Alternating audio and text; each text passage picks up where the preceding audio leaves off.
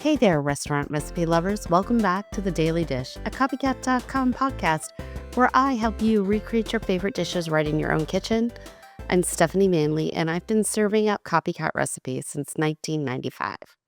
Before we jump into today's recipe, I just want to give a big thank you to everyone who's been cooking from copycat.com, tagging us on Instagram, and sharing your photos on Facebook and leaving reviews on the website. It truly brings me so much joy to see your creations and to hear your stories about how these recipes make their way into your family traditions.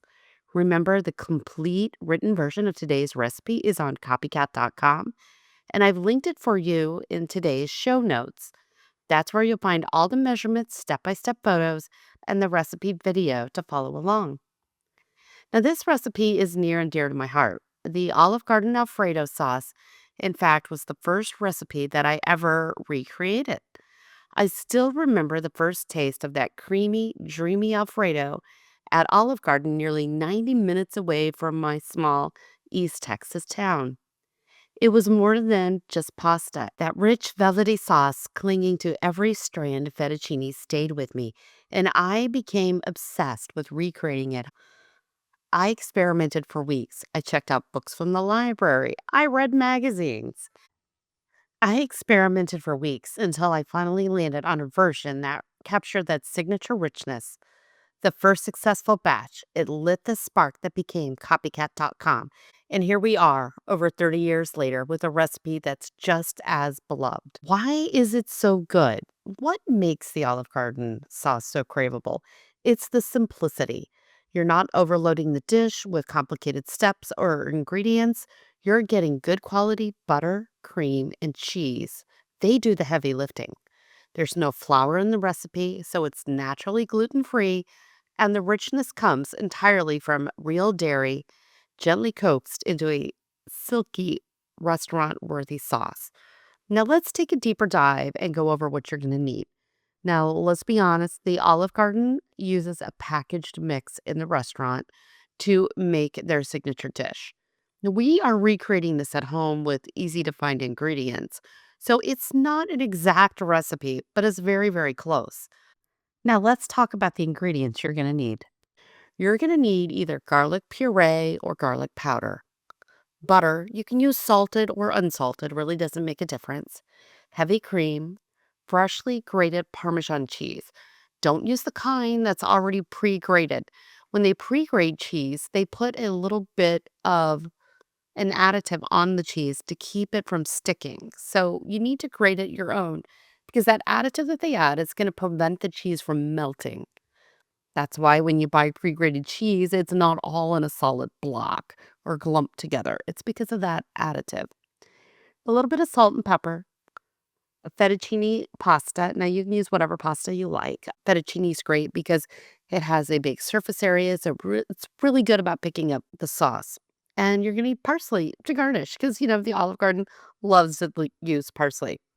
Now, let me walk you through what you need to do. You're going to get a large bottom pan, like a skillet, a stainless steel skillet works perfectly. Melt the butter in the pan and then add the garlic. Now, you're going to want to cook this over like a medium heat.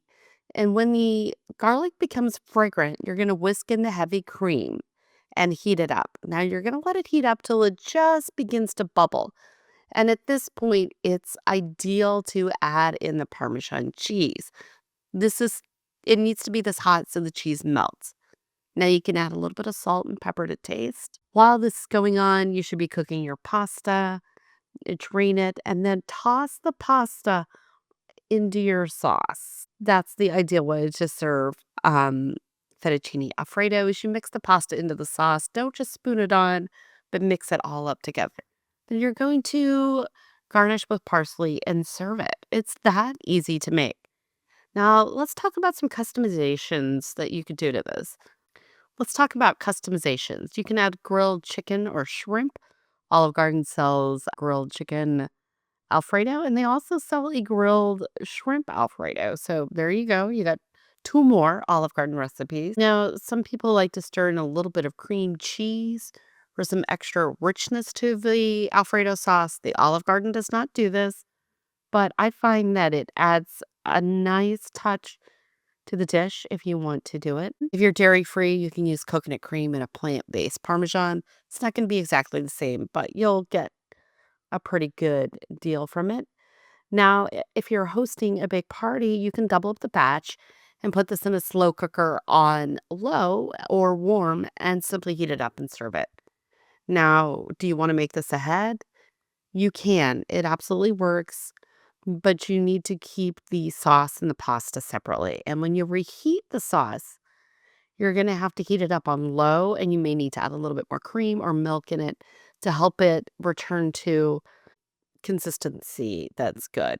Now, freeze, I really wouldn't freeze this. It can break down upon freezing, so eat it fresh. Now, did you know that this is the sauce that they sell to you at the Olive Garden to dip your breadsticks in it? So there you go. You've gotten 4 recipes out of this, the Olive Garden Alfredo dipping sauce. Now, what would I pair this with? I would pair this with, obviously, the Olive Garden salad and dressing, some homemade breadsticks, or how about for dessert, some La Madeleine strawberries Romanoff. And strawberries Romanoff. And that's it.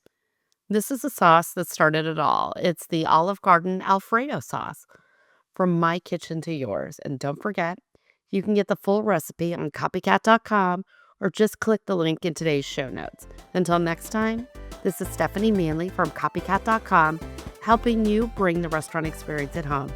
Why go out when you can make it at home?